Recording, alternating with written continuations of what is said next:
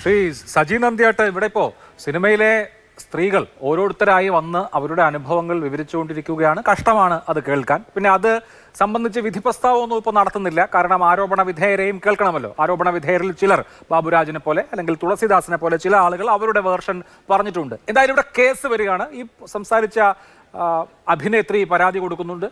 അവർ കേസുമായി മുന്നോട്ട് പോകുമെന്ന് വ്യക്തമാക്കി കഴിഞ്ഞു. ഇതിൽ ഒരു കാര്യം, ഒരു ഇൻസിഡന്റ് സംഭവിച്ചിരിക്കുന്നത് താങ്കൾ പ്രൊഡ്യൂസ് ചെയ്ത കലണ്ടർ എന്ന സിനിമയുടെ ലൊക്കേഷനിലാണ് താനും. നമ്മൾ പ്രതീക്ഷിക്കേണ്ടത് ഇനി അടുത്ത ദിവസങ്ങളിൽ എല്ലാ ദുരനുഭവവും നേരിട്ട ആളുകളും രംഗത്ത് വന്ന് അവരുടെ അനുഭവം പറയുമെന്നാണോ?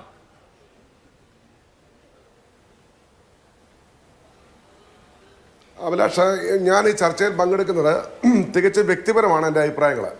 അപ്പോൾ ഈ കലണ്ടർ സിനിമയുടെ ലൊക്കേഷനിൽ വെച്ചാണ് ഞാൻ മിനുവിനെ പരിചയപ്പെടുത്തുന്നത്. ഞാൻ ഈ മിനുവിനെ കാസ്റ്റ് ചെയ്ത ആളല്ല. എനിക്ക് തോന്നുന്നത് അതിൻ്റെ സ്ക്രിപ്റ്റ് റൈറ്ററാണെന്ന് തോന്നുന്നു. അവിടെ വെച്ചാണ് പരിചയപ്പെട്ടത്. അതിനുശേഷം മിനു ട്രിവാൻഡ്രത്ത് ഞങ്ങളുടെ ഒരു പ്രൊമോഷൻ ഉണ്ടായിരുന്നു. സറീന വഹാബ്, നവ്യ നായരൊക്കെ ഉള്ള പൃഥ്വിരാജ് അഭിനയിച്ച ചിത്രമാണ്. ഈ കലണ്ടറിൻ്റെ ലൊക്കേഷന് കോട്ടയമായിരുന്നു, പിന്നീട് കുട്ടിക്കാനമായിരുന്നു. അപ്പോൾ അവിടെ വെച്ച് ഞാൻ മിനുവിനെ പരിചയപ്പെട്ടിട്ടുണ്ട്.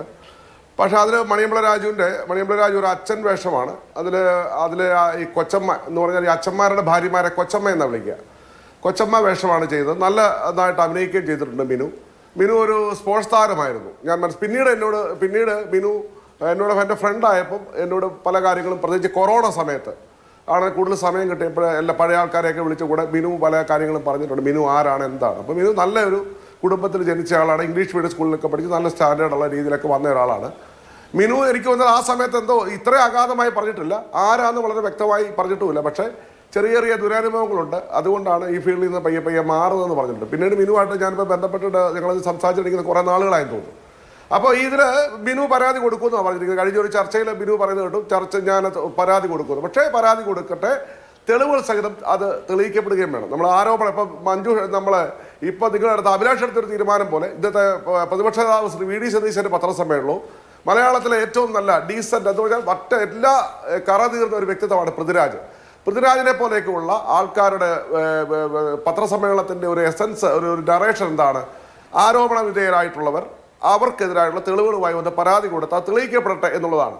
അത് മലയാള സിനിമയിൽ ഇപ്പോൾ പലരും സിനിമാക്കാരായിട്ട്, ഇപ്പോൾ അഭിലാഷ ആദ്യം മിനുവിനുള്ള ചർച്ചയിൽ പറഞ്ഞൊരു കാര്യം എനിക്ക് വളരെ ഇഷ്ടപ്പെട്ടു. കാരണം എന്താ, സിനിമ എന്ന് പറഞ്ഞ ലോകത്തേക്ക് ഒത്തിരി പേര് ഞങ്ങൾ സിനിമാക്കാരാന്ന് പറഞ്ഞുകൊണ്ട് കാസ്റ്റിംഗ് കോൾ നടത്തുന്നുണ്ട്, കാസ്റ്റിംഗ് കൗച്ച് നടത്തുന്നുണ്ട്. ഇതൊക്കെ ഇതിൻ്റെ പാപം പേരേണ്ടത് സിനിമയാണ്, മലയാള സിനിമയാണ്. അത് വളരെ കഷ്ടമാണ്. കാരണം സിനിമയിൽ ഇപ്പോൾ ചന്ദ്രശേഖർ എന്ന് പറഞ്ഞ ആളെക്കുറിച്ച് മിനു പറഞ്ഞു, അങ്ങനെ ഒരു മെമ്പർഷിപ്പ് പോലും അവിടെ ഇല്ല. കാരണം അദ്ദേഹം സിനിമയിൽ അംഗമല്ല. എക്സിക്യൂട്ടീവ് പ്രൊഡ്യൂസർ എന്ന് പറഞ്ഞാൽ പ്രൊഡ്യൂസറുടെ കൂടെ പണം മുടക്കുവാൻ വേണ്ടി സൈഡിൽ നിൽക്കുന്ന ആൾക്കാരാണ്. അവരെ ഞങ്ങൾക്ക് അറിയില്ല. അപ്പോൾ ഇങ്ങനെയുള്ള ആൾക്കാരാണ് ഈ സിനിമയ്ക്ക് പാപഭാരം ഉണ്ടാക്കുന്നത്. സിനിമയ്ക്കകത്തുള്ള ചില ആൾക്കാർ ഇത്തരക്കാരുണ്ട്. ഈ പ്രൊഡക്ഷൻ ഭാഗത്ത് പ്രവർത്തിക്കുന്നവരുണ്ട്. സിനിമയാണെന്ന് പറഞ്ഞുകൊണ്ട്, സിനിമയിൽ അഭിനയിപ്പിക്കാമെന്ന് പറഞ്ഞുകൊണ്ട് സിനിമയായി യാതൊരു പുലബന്ധവും ഇല്ലാതെ ഇങ്ങനെയുള്ള ശാരീരിക ചൂഷണം നടത്തുന്നവരുണ്ട്, സാമ്പത്തിക ചൂഷണം നടത്തുന്നവരുണ്ട്. ഇത്തരത്തിലുള്ള ഒത്തിരി പുഴുക്കുത്തുകളുണ്ട്. എല്ലാവരും നിയമത്തിന് മുമ്പിൽ വരണം, തെളിയിക്കപ്പെടുകയും വേണം. ആരോപിക്കുന്ന സംഭവം ഇപ്പം മിനു പറയുന്ന കാര്യങ്ങൾ നമുക്ക് കേൾക്കുമ്പോൾ നമുക്ക് ഏകദേശം മിനു പറയുന്ന ഒരു വിശ്വാസം നമുക്ക് വരുന്നുണ്ട്. പക്ഷേ നമുക്ക് മാത്രം വിശ്വാസം വന്നാൽ പോരാ. ഇപ്പൊ നീതി നടപ്പായാൽ മാത്രം പോരാ, നടപ്പായി എന്ന് ബോധ്യം കൂടെ സമൂഹത്തിന് വരണം. അപ്പൊ മലയാള സിനിമയാക്കിയത് ഇവിടുത്തെ പൊതുസമൂഹമാണ്, ഇവിടുത്തെ പ്രേക്ഷകരാണ്. അവരെ കഷ്ടപ്പെട്ട പണം മുടക്കിയാണ് അവർ തിയേറ്ററിലേക്ക് ചെന്നത്. അവർ വീട്ടിലിരുന്ന് സിനിമ കാണുന്ന OTT പ്ലാറ്റ്ഫോമിൽ അവർ ഫീസ് അടച്ചുവിട്ടാ. അപ്പൊ തീർച്ചയായിട്ടും സിനിമാ ലോകത്തിന് മലയാളികളോടും സമൂഹത്തോടും പ്രതിബദ്ധതയുണ്ട്. ഇത്തരത്തിലുള്ള പല കാര്യങ്ങൾ വരുമ്പോൾ അത് ശുദ്ധീകരിക്കണം. ഞാൻ ഒരിക്കൽ ഒരു കാര്യം പറയാം, എത്ര പ്രശ്നം വന്നാലും നമ്മുടെ സമൂഹത്തിൽ എവിടെയും പൂർണ്ണമായി ശുദ്ധീകരിക്കപ്പെടത്തില്ല. സിനിമാ മേഖലയിൽ പൂർണ്ണമായി ശുദ്ധീകരിക്കപ്പെടത്തില്ല. പക്ഷെ നമ്മളിവിടെ ഈ അടുത്ത നാളിൽ ഏറ്റവും കൂടുതൽ ചർച്ച ചെയ്തത് എന്താണ്? മലയാള സിനിമയിൽ ലഹരിയാണ്. മലയാള സിനിമയിൽ മാത്രമല്ല ലഹരി,